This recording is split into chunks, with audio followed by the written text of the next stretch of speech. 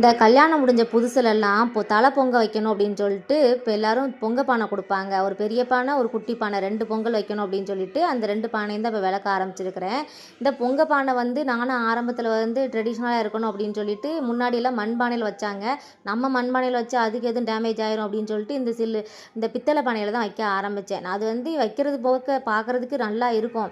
ஆனால் அந்த பொங்கலே முடிஞ்சு அடுத்து 8ஆம் பொங்கல் வந்தால் கூட அதை விலக்கிக்கிட முடியாது. அந்த அளவுக்கு 8 நாள் அந்த பாத்திரத்தை போட்டு கொஞ்சம் கொஞ்சமாக விலக்கி விலக்கி சேர்ப்பேன். அப்படி இருந்து இந்த ஒழுங்காகவே கறியெல்லாம் போகவே போகாது.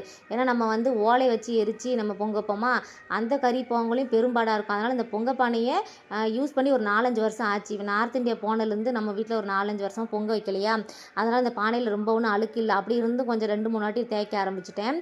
அதுக்கப்புறம் இந்த வீட்டுக்கு முன்னாடி வந்து கொஞ்சம் இடம் போட்டு கட்டுறது வந்து கொஞ்சம் நல்லாவே யூஸாக தான் இருக்குது. ஏன்னு கேட்டால் பழங்க வைக்கிறதுக்கு இந்த மாதிரி இடம் இருந்தால் தான் நல்லா இருக்குது. டெல்லியில் பார்த்தீங்கன்னா இடமே கிடையாதுங்க.